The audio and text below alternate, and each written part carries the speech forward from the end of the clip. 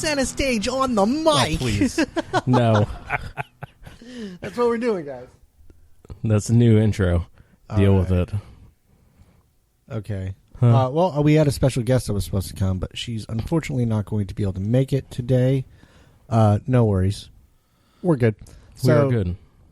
We will definitely, probably 2 weeks, take care of that. So. Wah, wah, wah. I know, right? What are we going to do? Hey, everybody out there. Welcome to Walking My Wheels, a podcast that has no structure. Shit, I messed that up, didn't I? I don't even know. Do you not know how it goes? Podcast You has had absolutely... one I know, I job. had one job. You had one job. All right, let's scratch that, right? I'm not even going to edit that out. Okay. You should. Hey, everybody. Welcome to Walking My Wheels, a podcast that talks about anything and has absolutely no structure. Just me rolling through life with some pretty awesome friends. Today with me, I have Grizz. How you doing, Grizz? Hey, buddy. Oh, I'm good. doing good today. Yeah, I'm glad to hear that. What about you, Matt? You doing good? Having a good day? What do you say there, fellow? Yes. What do you say? I gotta go to the store today. I gotta get some screws. Oh, what do you say? You sound like you're about to shoot me with a Tommy gun. You better have my money, you see? You'll never get me, coppa. You never get me, copper. You see? I almost spilled my coffee everywhere. That would not have been good. How's y'all weeks been? Got real country. Last week's been pretty shitty. So Yeah. Yeah, another, like, It's been a I know shitty week. both Grizz and I have been working our asses off. I know that. Aside yeah, from dude, work societal has been just stuff. dumb. Yeah. Just stupid busy. I have like the most ridiculous first world issue at work right now. All right. They changed all the light bulbs for some reason on the entire floor, and it's like 150 times brighter. So it's like the intensity of the sun. Yeah, it's inside. just ridiculous. And it's like that harsh blue lighting too, so it's just like really clinical and awful. And it was like, you know, normally I can like have like somewhere where I can look away because I also kind of like face a window. So sometimes it's really bright, you know, if it's coming off like the glass on the building, and I'm like, oh, I can look somewhere else to kind of, I can't look anywhere. Like I'm just feeling my retinas burn out at all times. Can you adjust the brightness of your monitor? I can, but it's so bright that it doesn't matter. It's so all-encompassing. Is it like... Now, does your cubicle face the window, like where that little frosted glass pane is? Yeah, so like if off to the side, it's like I have the window right there.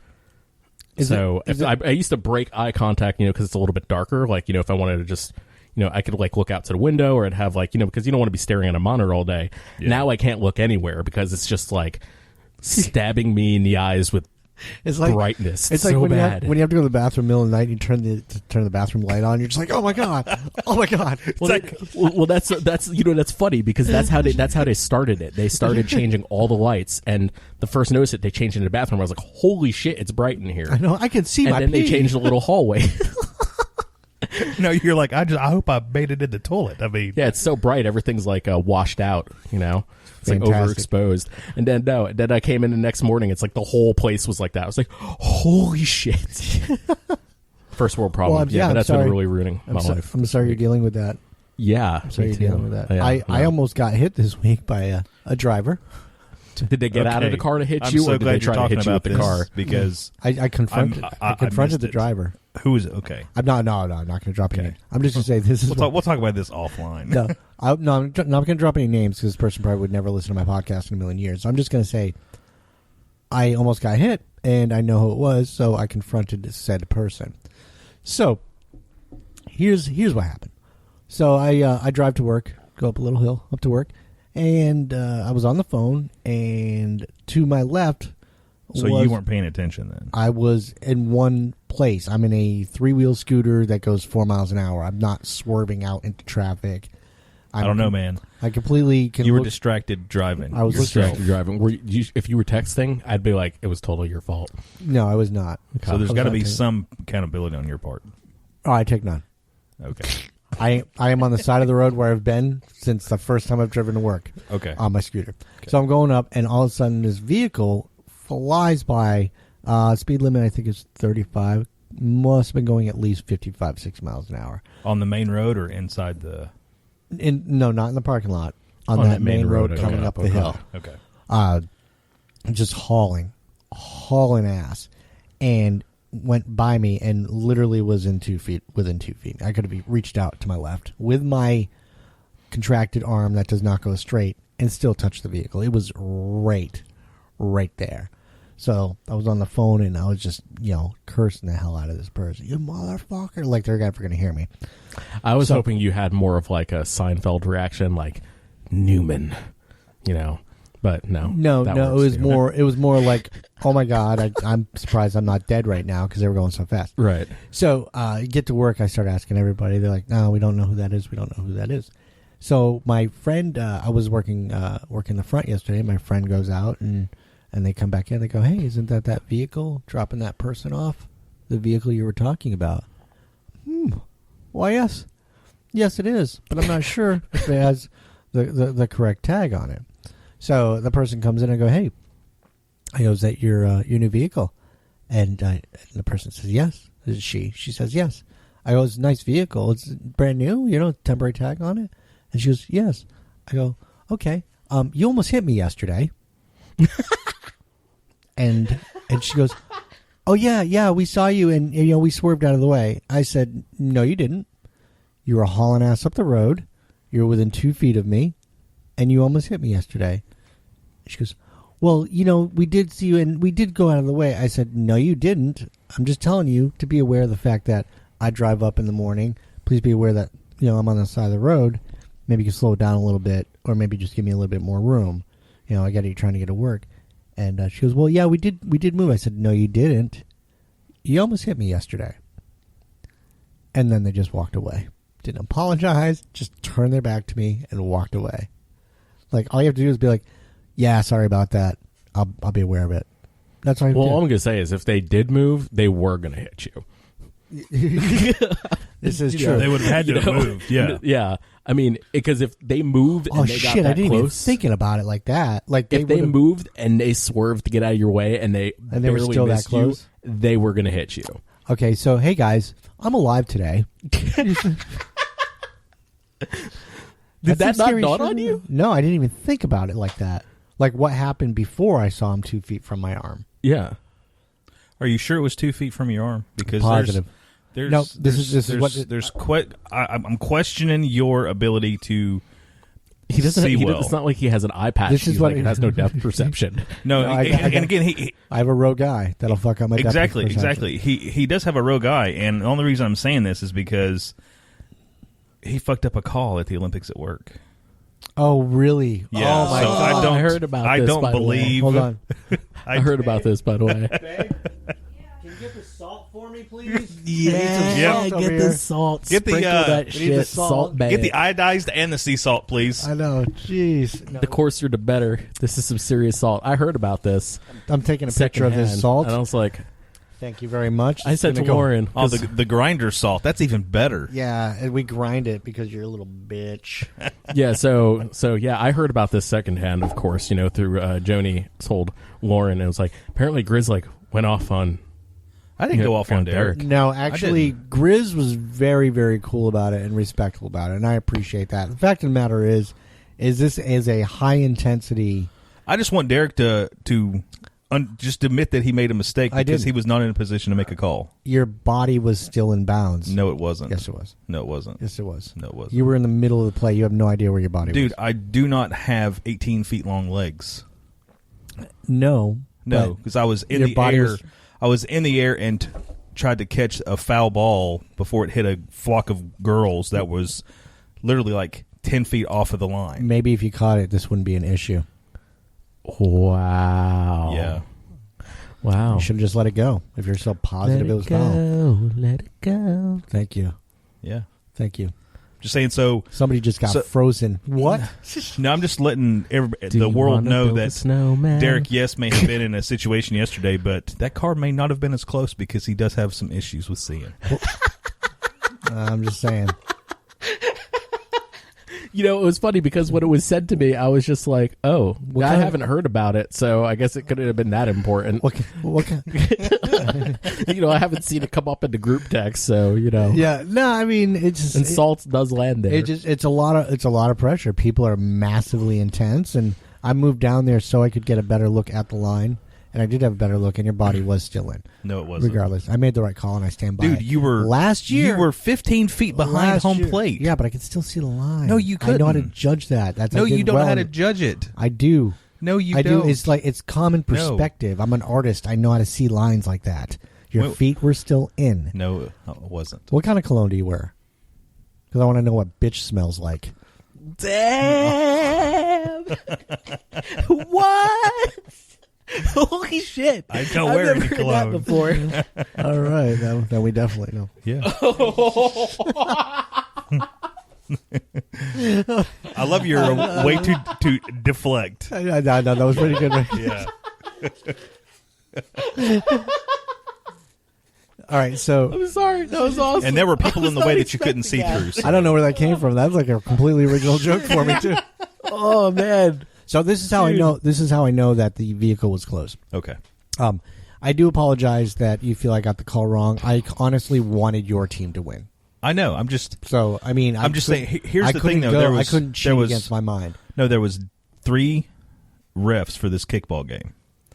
Derek was behind home plate, mixed in with the kicking team and the crowd. You had another ref that was in left field where I was playing that had a better look on this, and the refs didn't even talk. It was like, oh, Derek called it, and he wasn't even in the thing, and it's a fair ball, and I saw it. I was clearly not in bounds. I saw it. So and plus, it doesn't matter because I was in the air. Everybody can blame me all they want, but there was some. I'm not blaming you because we probably would have lost that game anyway. Yeah, you would have. Just blame it on his road guy. There was no, but I'm just saying that one call. That one call. But that one call. You all don't even know. You don't even know the missed calls by those other refs or bad calls.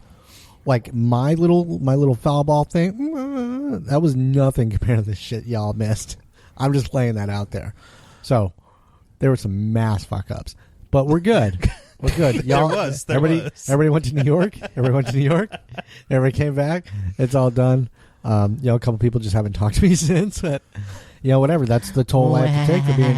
I'm not going to lose any sleep over it. So it's roughing. Like I told you, I wasn't referring to you as sleep. I told him on the day about an hour and a half after this happened. I was like, Derek, I still love you, but you can't fucking see. You're very cordial about it. Yep. So next year I'll make sure I pair new glasses. I'm going to work on my positioning, but I feel I got the call right based on what I saw and what I felt. I feel like I got the call right, so I'm going to. What he's saying is just bring both eyes next year. Last year I did. You don't have one on Scarif, stealing Death Star plans and shit. Well, last year. It's gone rogue. Oh my god! So last year I did when I. Oh shit! Oh gosh. Mic stand's falling over. I got it. The microphone explodes. You can probably just pull that closer and have it lean right against the couch there. Probably, but we've already committed. Hashtag logic. Hashtag sound coming through. Gotcha. Mic sound. Trying to stay on the mic today. Thank you. Yeah. Thank you. DJ Grizz on the mic. Pretend it's your boyfriend. Shit. All right, so but you're right there. So okay, so when you're driving up the road, you got the side with the gutter, that the curb that comes out probably about half a foot. That's like a brown color, and then there's a patch of pavement, and on the left hand side there's a line from where the patch hits the road. I stay on that patch of pavement. So when the car flew by, the tire was I'd say probably about 6 inches to a foot just to the left of the patch, which means the mirror was even sticking out, which probably put it closer. It was very close. Right, but no, that has nothing to do with my vision. Because we're gonna talk about how quickly the car was moving, as you said, as a high rate of speed. I was looking at the ground when I was talking on the phone because I'm looking straight to make sure that fuck this, I'm not talking about it anymore. I almost got hit. I'm still alive. Life is good. You still smell like a bitch. Let's move on. Let's move forward. Where's that salt? I don't. It's right here. It's right there, dude. Just sprinkle it on your head. Love you, man. Love you, man. Actually, you can take that salt, turn it sideways, and stick it straight up your ass. Sideways, huh? Yeah. Ooh, I don't know. That would hurt. Yeah. That's not the path of least resistance. Can you show me how that's done? Ask The Rock. He used to say that. Oh, there we go. Like Dwayne The Rock Johnson? Yeah. Can you smell what he's cooking? So okay, so enough about Anyway, my near-death experience, and Sounds like a personal problem. and the to me. fact that you had to that was work. a pretty shitty The week. fact that you had to work instead of go to New York this week, I do apologize. I had to work instead of go to New York because of your fault too. So All right. Oh, okay, fine. You're not missing much. People piss on the streets. Yeah, yeah. He's been there. Been there a few times. So how's life treating everybody? It's treating about it. You know, it's really all I have. That's kind of sad. Well, that's actually no. There's no news. You know, nothing bad, nothing good. You know, just been living. I'm sure most of us can probably relate. What about you, sir, Mr. Griswold? I have been trying to determine if Las Vegas was real or not, and also mourning the loss of Tom Petty. So I've been listening to a lot of that this week. Favorite Tom Petty song? Give me one moment. Okay, what about you? Mine is "Running Down a Dream," or "Running Down a Dream." That's a good one. Yeah, it just got a great solo at the end, and it's got a good groove to it. You know, that's a tough one. It is a tough one. I was listening to Anthology this week. I hadn't listened to Tom Petty in a while. I hate the fact that I listen to music when people die, except for Nirvana. I didn't listen to that. Amen. It's fucked up. No, well, you know what's funny? We're, you know, everybody. Well, my wife is a huge Tom Petty fan. She was actually sitting in the chiropractor's office, waiting, like, you know, in the room to like see the doctor. And I texted her that, you know, Tom Petty died, and she's like, "That totally ruined her fucking day." Like, she's just sitting there, bawling her eyes out. She's like, "The doctor's gonna come in and think I'm a fucking psychopath." Yeah, because I'm just sitting here crying, like makeup running down my face. And Well, there's probably a wouldn't. difference. What? Right? Yeah, seriously. Yeah. I'm not going there, dude. She listens to this. Anyway. No, so yeah, I mean, that was pretty for the record, when he said that, I backed away from the mic. So. You're like, yeah, I'm backing away from the mic so nobody can hear me laugh. You know what? I was talking about you. You know who you are. You know who you are. Yeah, but it was kind of messed up. You know, I heard it, and it's really surprising because he's so damn young. Well, was so damn young. I mean, that's a pretty young age to die. Yeah, just suddenly like that. Probably partied like crazy though. You know, I never took him as like. Maybe it's just I never took them as like party animals.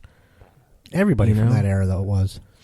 Yeah, I guess. mean, think about it. Think any rock star or any musician from the 80s. I mean, that was just crazy. Right. Did somebody just knock on my door? Somebody did just knock on your door. But yeah. Did I get a package? Probably. It's a package. Okay, cool. Hey, I'm getting Why mail. is it 8 inches and cylindrical? Sorry. That was easy. That was an easy one. It was a... My bad. And that's Derek's boyfriend. No, it was a Christmas present for your mom. Molded my penis. So what is it, like that four would of go them? that would go standard mail then, right? Damn. Well played. That was it. good. I like that one. No, well, yeah, I mean, a lot of them were partiers, but also if you think about, like, I don't know, man. There's just something that was so weird about it. It was really surprising. You know, I probably heard about Tom Petty because my parents were not into Tom Petty at all. My mom was like more into like Motown type music and stuff like that when I was a kid. Okay. The way I found out about Tom Petty was MTV. Don't come around here no more. That song when the Alice in Wonderland video. Yeah. That was a good one. Yeah. But Right. I remember my parents specifically really liking Tom Petty. Right, yeah. I don't those remember videos, that. yeah. So I remember the first thing I saw was because it was when I started getting into music, was around the time when they released their greatest hits album where they had Last Dance with Mary Jane on it. Okay. And that was like the only, like, I think that was the only like new song that was on the greatest hits. Are you Mary Jane's sure? Last Dance. Because I thought that was the same album as Don't Come Around Here No More and Running Down a Dream. I thought that was all together. But Nope. I do not know. I'm pretty I do sure not that's know. on the greatest hits album because that's the one around that time it dropped. Okay. But I used to have the actual cassette single of Running Down a Dream. That's Really? a good song. Oh. I like Into the... that's a cassette. good, they're just a good band. I mean, Yeah. Yeah. And then when you listen So to their tight. stuff, like I was going to say, I haven't listened to them in years and years and years. And then when I finally did, this past week, I was like, oh my God, there's so much good music that I wouldn't even remember. right. And then it got a little country on me when it started getting into deeper tracks. I was like, let me switch over some metal real quick. Brought me back to reality. Just wash it all. Just wash it all away. away.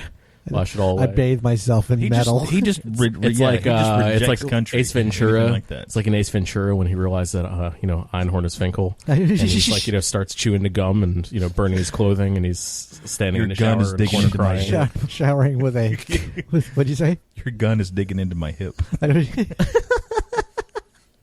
I know all there is to know. I have a few Tom Petty songs from different eras. Like "Refugee" is one of my favorites, and it's one of the older songs. And then, he's not Bob Dylan. What the fuck? But Bob Dylan asked. And then I like "Into the Great Wide Open." That's a great song. It's a really, really great song. And then that's good. The Wallflowers album, or Wildflowers, whatever it's called, "You Wreck Me." Love that song. It's pretty good too. The whole album was good. Came back in the 90s, I think, early 2000s. Who is it? Huh? Wallflowers? No, Wallflowers was Wildflowers Dylan's album. son. It's off the album. It's Wildflowers, maybe. I'm pretty sure it's Wildflowers. His name is okay, the song? "You Wreck Me." What? Huh? Okay, I've just got... It's the name of an album. Thank you. By Tom Wildflowers. Petty. Wildflowers is by Tom Petty, and the name of Well, the you song said is "You Wreck Me." Oh, gosh. I did try to Whoa. correct myself because I said Wallflowers or Wildflowers. Yeah, because when you said Wallflowers, I thought about Bob Dylan's son. Jacob Dylan. Oh, yeah. Who Yeah, had that that? was his name. One headlight. Yeah, I can't. What was that? Do that again. One headlight. One headlight. That fucking. I hate that song. Maybe it's just because it was played so much at that time. Yeah, it was like on like MTV and like radio rotation was so aggressive. I don't even think MTV played videos then. It was like... Yeah, I think it did. MTV It was was like- already gone. No, it was still there. And it was like around the same time where the Traveling Wilburys were there with Boreal Eberson. It's like, oh, we have to play this because there's somebody famous related to somebody famous, or it's somebody famous in the supergroup. And it's kind of okay music, but it's not phenomenal.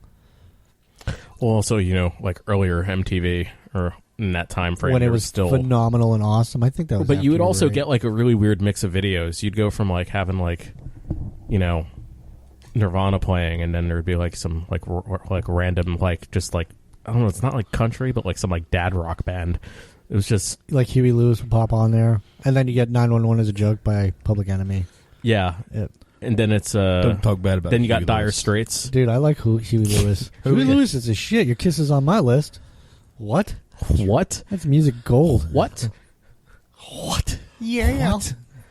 What? Yeah, it's kind of it was weird though. Dire It's still, Straits, man. I haven't heard of them in forever. Money for nothing, but you chicks for free. free. Yep. Some good shit, man. I prefer the Weird Al version. I'm just kidding. It's just kidding. No, you're not. It's hilarious. No, it is hilarious. Weird Al's that's a one musical thing. Genius. Yeah, but sometimes I just can't stand some of his stuff. Weird Al? Yeah. What are you talking about? What are you talking about? What are you talking about? It's Weird Al. What are you talking about? I don't like some comedies like the whole Seth Rogen crew from like.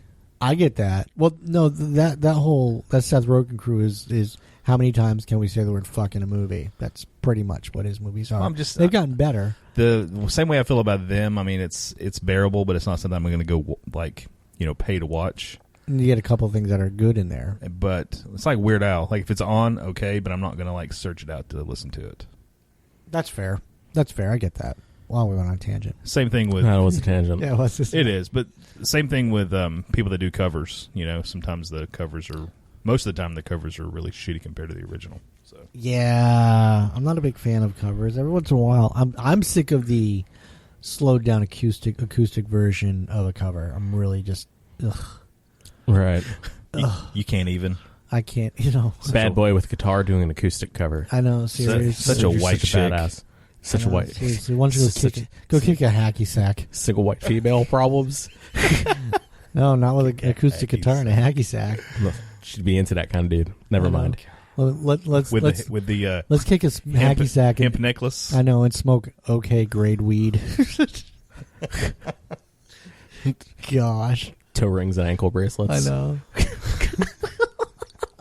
I'm sorry for all those people out there. Probably wears that cologne Ode de Grizz. Damn. Damn. Okay, that's enough. At least I have a damn cologne. Going off on the whole entire covers Sorry. thing. Hold on. Because actually I had this conversation the other day when we were talking about Tom Petty. There's more. Because Lauren had this like a funny story that like her dad was telling her about like when she went to see Bob Dylan, she got pissed off at him when she was like a little kid because she thought they were going to be seeing Tom Petty, and she was really upset that they were going to be seeing Bob Dylan instead of Tom Petty. So we started talking about Bob Dylan, and I was like, well, if you think about it, Bob Dylan's a really great songwriter, but I seem to have liked a lot of his songs that were actually covered by other people. Along the Watchtower. Exactly. Like, there's like a few songs that are like that. He did a lot of writing for a lot of people, too. Yep. I feel like, because I always think about the, with Dylan, it's his voice. It's the, you used to laugh about all the people just hanging out. That's fantastic. Now you don't talk so loud. It's just, it's like, God, you never heard amazing. me do that? Have you never heard me do that before? No, dude, that's the first time. How does it feel? Baby, how does it feel? Oh my God, that's amazing. You're introducing the next podcast. Is Bob Dylan? Absolutely. Welcome to Walking on My Wheels. No, don't ruin it. You're doing it. No, fuck you. I don't know what to do. Man, if we only had somebody that could do Christopher Walken at the same time. Bob, you open up this podcast all wrong. You got the wrong tone.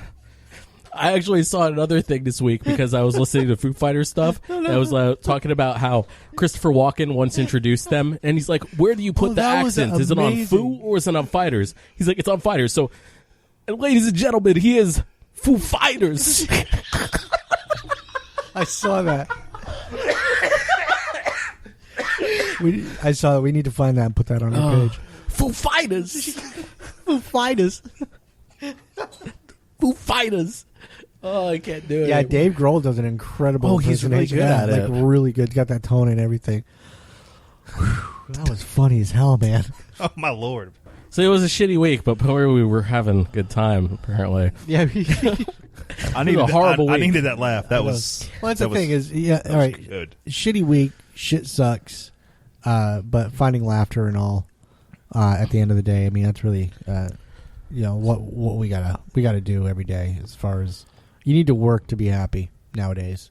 You gotta work to find happiness, and it's so hard to, It's easy to be dragged down by all the stuff that you see, in the news, and I mean, like stuff like with like Tom Petty and also the Vegas shooting. Not to downplay that at all. I mean, I think that what made me realize that because I mean it's so easy to look at humanity as a whole and see all this horrible shit that's going on.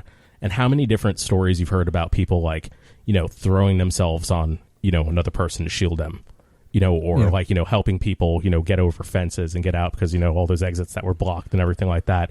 You hear all these like stories about people who like, they didn't have to, but they made it a point to help each other. Yes. Well, that's the thing. I mean, they're reaching for something that people should aspire to on an everyday basis, regardless if you have gunfire, if you see a little old lady or somebody that has fallen on the sidewalk and you're walking down and, 1,000 people walk by before they help her. I mean, there shouldn't have to be a rain of gunfire for people to help and shield people. It's why I get pissed off when, we have these kudos thing at work. You're doing your job. You're doing your job. You don't need assurances on that. We have that at my job, too. It's like, I'm doing what I'm supposed to be doing, and a lot of people, it's like, can I speak to your supervisor to tell them how good of a job you're doing? Well, I'm like, I won't even do it. I'll be like, well, they know what I'm doing. All of our calls are recorded. They listen to me. I appreciate it, though, that I gave you that experience because that's what I'm here to do. That makes me feel good. I don't, but that's the whole entire thing is like, why do I need a pat on the back for what I should be doing already? Dude, it's the whole participation ward mentality. That's really what it is. People need to, be told regularly you're doing well. It's reassurance because there's so much insecurity out in the world nowadays.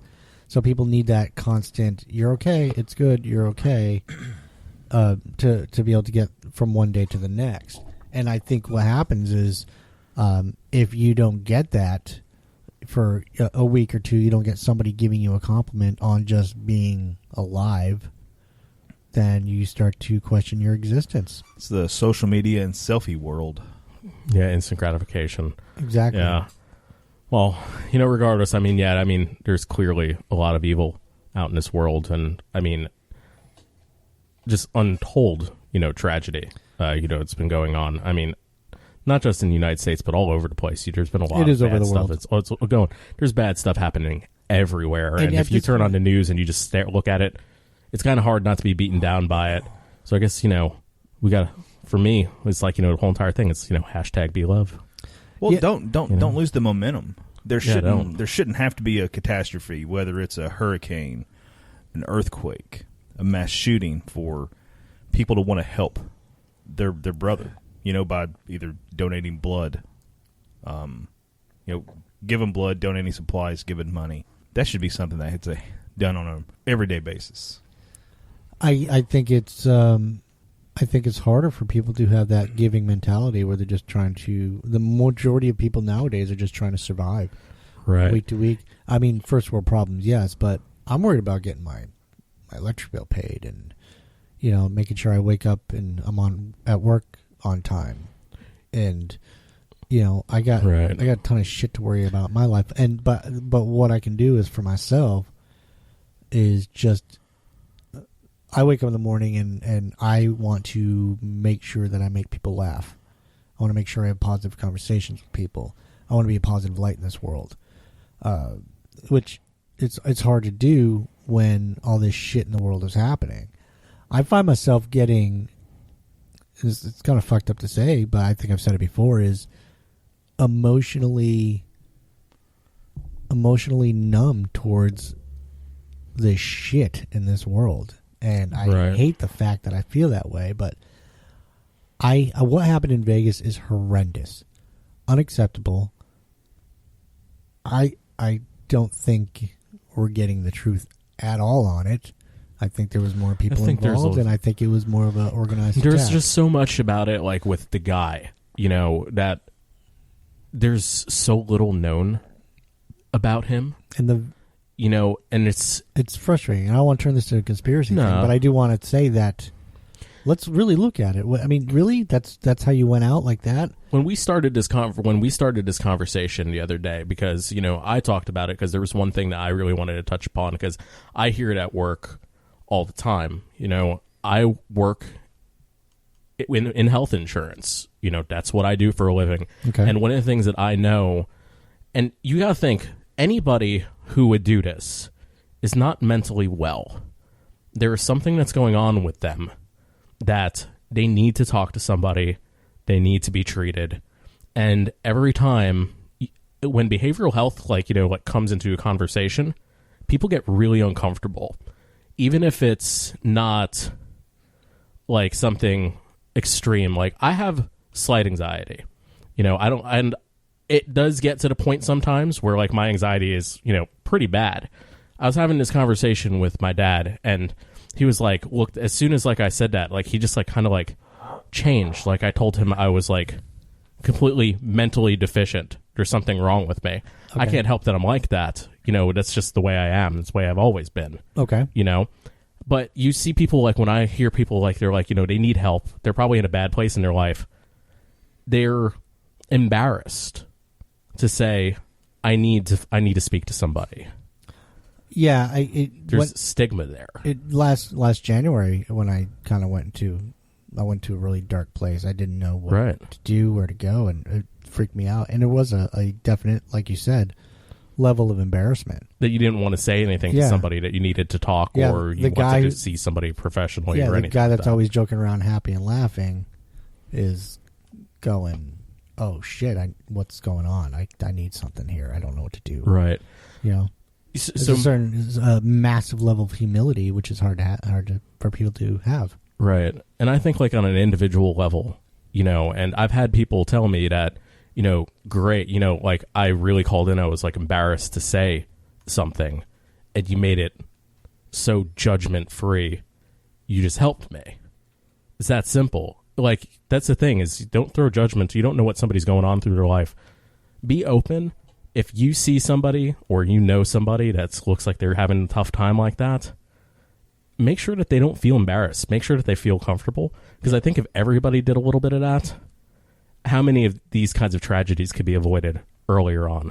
I agree. You know, do you think this was a mental issue? Well, I mean, because everything you say, everything you read or whatever, from what I've read anyway, they're trying to kind of build this case of why this man was a bad person, but they don't really have anything. They don't have any really reason or motive behind what he did. There really doesn't seem to be any multiple mental instability. Everything seems to be on point. Right. Well, which has me concerned. And also, well, how many people, do you know, is like a lot of times the people who, wind up killing themselves, seem to be the life party. Look at Robin Williams. But everybody, no, at the end of that, when he did die, they said he struggled with depression for years. And so that, right. That but from the face that he put forward to everybody else. Yeah, but the family and the close ones knew that he struggled with it. So this gentleman who did this in Vegas, I mean, there's got to be people there that could at least recognize or see it, but nobody saw it. That's what raises concerns. Here's kind of my theory. Right. I got a little conspiracy theory on this one, which is let's pin it on this guy who's completely normal or appears to be completely normal, and then you can politically use that as even normal people will go and do something like this. So what appears to be normal, so we should have stricter bans on guns or whatever, and this and that. I mean, look at Hillary Clinton's first thing was, imagine if they had silencers. Really, dude? Like, it's horrible what happened. Well, imagine if it was for silencers. me, and I mean, people who know me know that I'm pro-second. But, at the same time, like, I find it's interesting how, it is being politicized. It's being politicized really fast. But at some point, maybe there should be a conversation, like an open conversation about it. I think that we have to take time to honor the victims, and figure out what actually happened here. I agree. But to be instantly politicize it, I don't agree with. I agree with that also. But I do think that it is something that we have to have a conversation about. Because now, what is it? Is it gun control, or is it mental health, or is it all of it? I feel like it's both. What needs to be addressed first? I feel like mental health always needs to be addressed. Okay. And that's something that should never, stop being addressed. If anything, now that, it's slowly being destigmatized, but it is still very much that way where people are afraid to get help. And a lot of people who have, are clinically depressed, they don't. It was to the point where even Google, recently put a thing, if you, look up clinical depression, if you do a search result, that the top result that comes up is a test. An instant, it's an actual, this is something that psychologists and psychiatrists use. It's a clinical test, like a questionnaire to figure out if you are actually depressed. Yeah. If that's what this is. Not just you're sad, but you're actually clinically depressed. Yeah. And then also how to get help.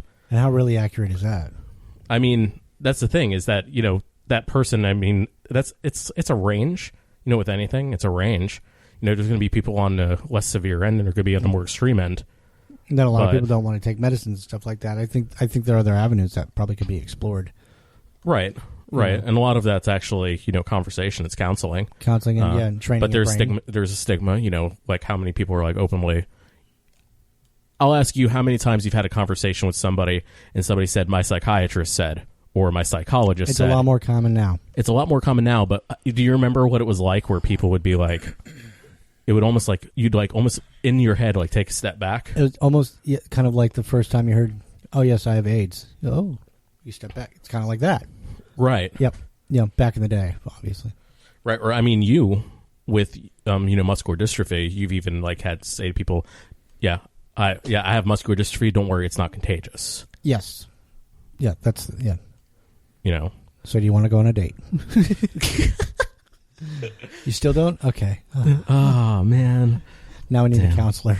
Now I need the counseling. Yeah. No, but no, it's something to look at because, if we can't figure it out, what else could it be? What sane person does something like that? If it is in fact just him, because, there's, there's a lot of stuff. Of course, there's conspiracy theories out there. There's a lot of stuff out there right now about it. I do think there's a certain degree of parenting involved that doesn't exist like it should. I think that children should be taught how to examine their feelings, examine why they feel a certain way, so they have a better understanding of it and are able to process it better. I'm not saying that true depression and true issues with anxiety, and I'm not saying that doesn't exist and stuff. Right. I think that's not what I'm saying at all. But I think there are a lot of situations where if kids understood themselves emotionally a little bit more rather than, it's like the kid that comes up to you and says, "Hi, how are you? My name is so-and-so. I have OCD." Like, why? That's like you're defining yourself with that as opposed to, well, why do you have that? What did that stem from? And why do you feel you need to do this, especially at such a young age? Maybe if that is taught more effectively to understand your emotions and talk about the emotions and what your triggers are, if you will, you become more aware of that and not allow them to put you in a place where, it's unhealthy. Oh no, absolutely, and that also is a lot of psychology. I think parenting is really gone downhill. Right. Well, you also have to think. I was having this conversation because when I was talking about the anxiety thing with my dad, he was he was talking about it. He's like, well, he always just says, "Relax, don't worry about it." I'm like, well, that doesn't work because I know that when something bothers him, and it's when I was like living at home, that at 2:00 in the morning he'll be up in the middle of the night smoking a cigarette and drinking a cup of coffee. Yeah. That's what that is. That's anxiety. It's not something that just, goes away necessarily. He has it too. Yeah. And the more he explained it to me, I was like, dude, that's exactly what's going on with you. I learned it from you, all right. Well, no, and that's, you turn into your parents kind of, absolutely. Absolutely, you do. But that's what that is. It's like he was afraid to put a label on it to maybe see what does trigger you. Because a lot of times it was like we also have a family friend that he doesn't really get like a lot of social cues. He says things that I don't think he realizes that he's being an asshole, with, or he doesn't realize like the way it is. But people always make this excuse for him. I'm like, that that's just him. That's just the way he is. You know, and I know like there's a lot of things that for years have gone undiagnosed because we didn't understand them. Because things like behavioral health weren't really explored. Yes. Is he on like is he on the spectrum? Possibly. Because there's a lot of things like with his social cues and the way that he does things that maybe he's like on the very low end of the spectrum that he doesn't realize it. Kind of like talking to Nick. Yes. Where I'm just like social cues. Right. But he knows because he's been diagnosed. Maybe it's something like that, but he just doesn't know because that generation said, oh, that's just the way that he is. Or, relax. Don't let it worry you too much. There wasn't anybody actually going and trying to figure out what's going on. Why are you like that? Yeah. Being more aware of it. But do you think the self-awareness would help? Self-awareness does help. Absolutely. But how do you know? For some people, they don't know that they are being that way. Well, it probably needs to be pointed out to them. That's one of those things. Oh, you mean when they're in it, just don't realize it. Exactly. It's like same thing, like I might point it out. I think that's experience, I think. Being told, hey, you did this, Right. You're just in the emotion, but by reminding that person, hey, this is what you did, potentially the next time they do that, they can say, oh, this happened once, and this is what the result of that was. Maybe I should not do it again this time. That's a self-awareness, rather than saying, oh, well, that's who he is, and then saying, if you're specific to the moment. But like, gotcha. I don't know what I'm talking about. This is my ignorance coming out. Right. Well, that's one of those things that's like, with some people, they really don't know what they're doing. Yeah, you can only give so many spankings, because some parents, that's how they would handle it. Right. Spank their kid. No, exactly. Well, my whole entire point is that, it is something that needs to be more self-aware, and there shouldn't be a stigma behind it. I think that's the biggest part. There's a stigma behind it. That's why people are afraid to get help. Yes. In any way. Yeah. So that's what's been bothering me about this. The true horror of what happened is abundantly apparent. Yeah. But how can somebody get to that point without any sort of... Why would somebody also themselves, like thinking internally, that this is what I'm going to do if you don't see what's wrong with that. Especially if they're saying there was nothing wrong with him. He was a normal guy, he was wealthy, he made good money, he had a great job. How do you get to that point mentally that you don't speak to somebody about it? And I wonder if it's because of the stigma. Yeah, I think that definitely has a play in it. I think it's a lot easier now today than it was, but back then, I know people that. Sorry, that was my fault. I know people that, especially the military, that won't talk to somebody with mental issues because it messes up their standing in the military. Right, as far as to go to a counselor. Yeah, if you're dealing with some sort of an issue. Right, because it messes with your career. Yes. Considering what you're trusted with. Yes. Absolutely. Yes. Absolutely. So, but it's sad. It's horrible what happened. I mean, our prayers go out to the friends and families of the victims and just anybody involved. It's horrible. I don't know how real it was. Based on what we're getting, there's a lot of questions around it, and I find myself frustrated. And I hate the fact that I don't trust anything when it comes to that. Right. That's why I haven't said anything. Yeah, no. I'm way in left field on conspiracy on this. Mm-hmm. Why it happened, how it happened, just different reports regarding multiple shooters. The lady that apparently showed up 45 minutes before the concert started and tried to tell all the people in the front row to leave, they're going to die. Yeah. It's you have to think about it. That's scary. That's some Final Destination shit right there. Yeah. It is. There was, and also my whole entire thing with I was thinking about logistically, why did he have so many weapons with him that were redundant? He had the same rifle over and over. He had multiple of the same exact thing. And people that collect weapons don't do that. Well, no, you do, because you can make slight changes from one to another. But that didn't make sense to me because of why did he have so many AR-15s if they're all AR-15s and they do the exact same thing?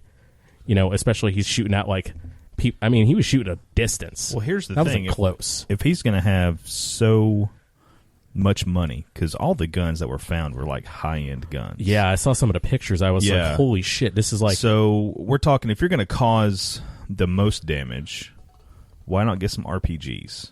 You're taking one little round, firing it at distance into a crowd of people. So if you want to... Well... If this was a terrorist attack, it should have been an explosion. No. It doesn't fit the thing. So to me, I think it is a conspiracy. I hate that it was loss of life. And again, I'll go back to Sandy Hook because I don't know if what we're getting is real. But to me, the whole thing, it just whiffs of bullshit and political push, political agenda, turning the face from Trump with that whole Puerto Rico mess that he fucked up on. I mean, that's just that's just Godspeed. People rest in peace. If that's my whole take on it. So yeah, and what surprises me is just one person can do all of that damage. Have you ever each thing that happens keeps getting worse and worse and worse and worse and worse. Herd mentality. I mean, they're trying to wrangle us in. Yep.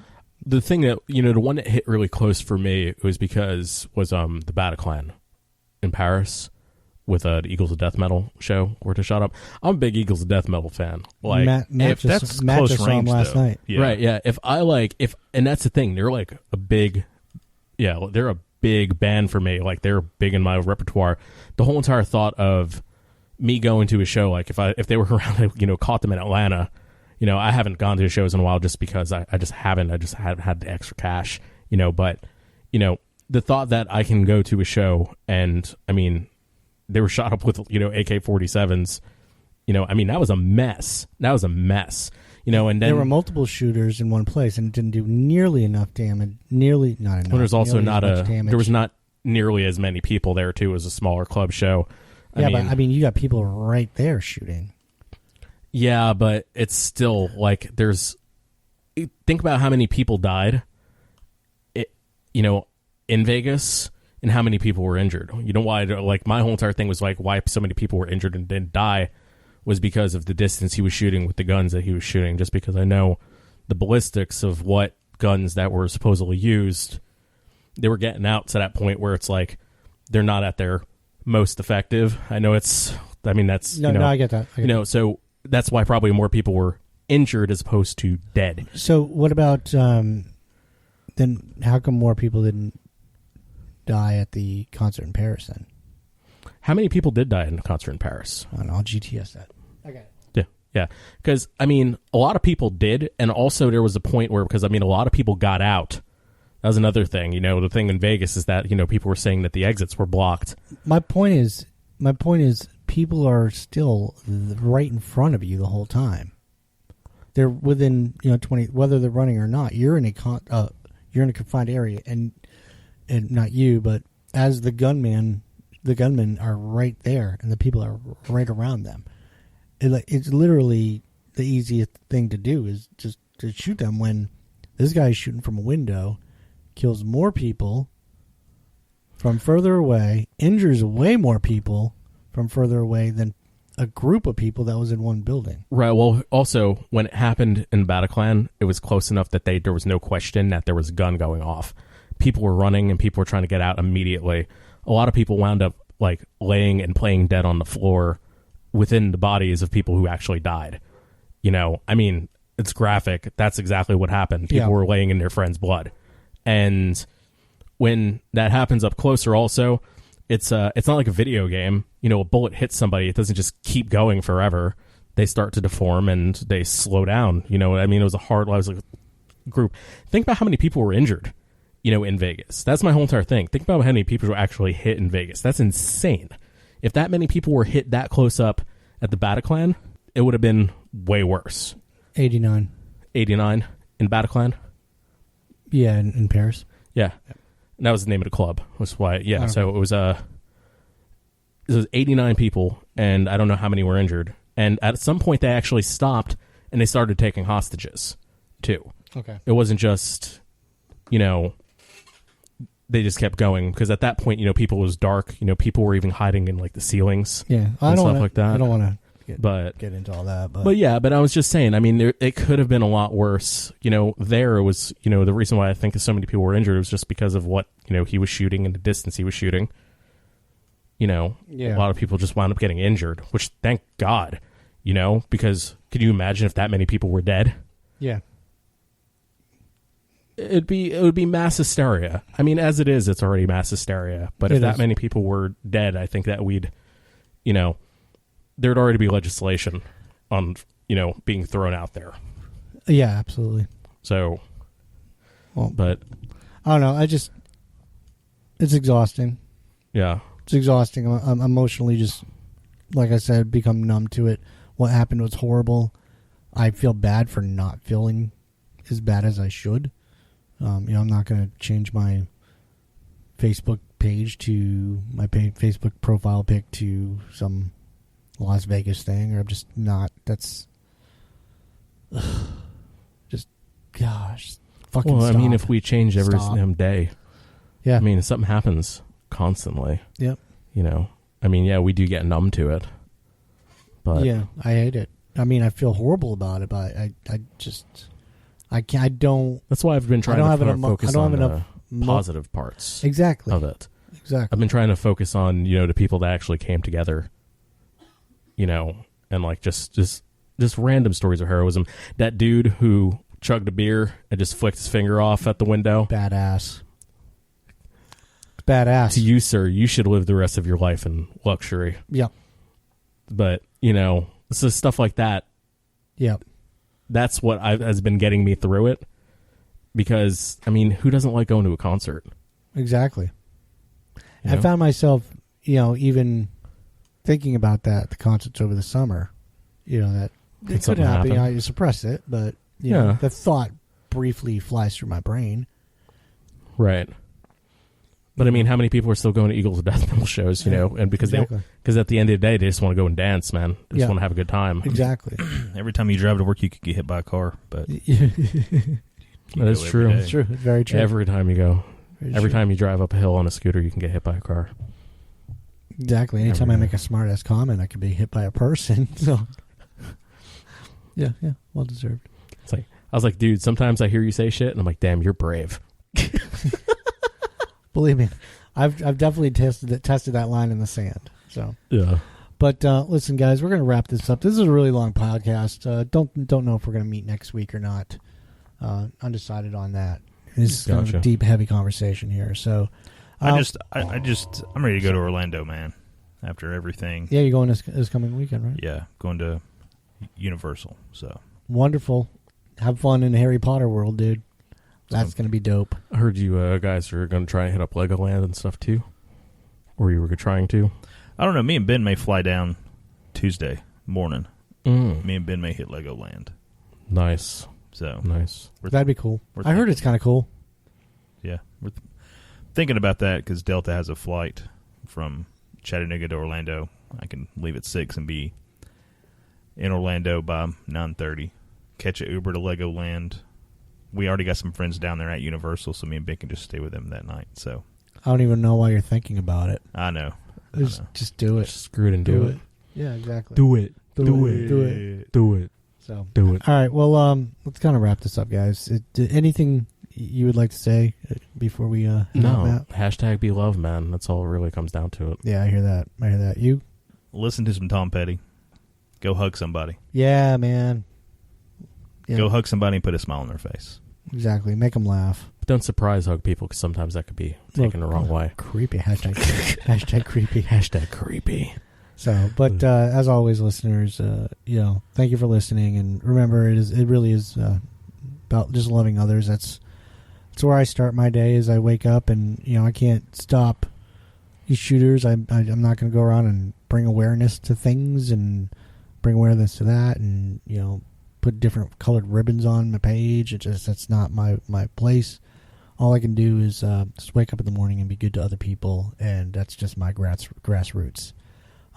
Be good to others, and hopefully that wears off on them. And because you don't know what other people are going through. Sometimes that can make the difference in somebody's life, and you don't even realize it. Every once in a while, somebody will say to me, "Thank you, I needed that laugh today."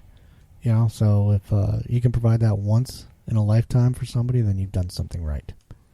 So just, thank you for listening, everybody. I know it's been a pretty heavy podcast, but we really appreciate your ears. And as always, even a speed bump can be a jump. Except for Don't Want to Hickson.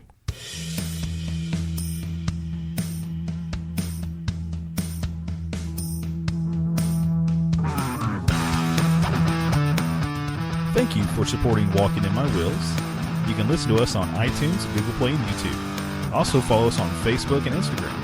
If you have something to say, email us at walkinginmywheels@gmail.com. Keep being awesome people and hashtag be love.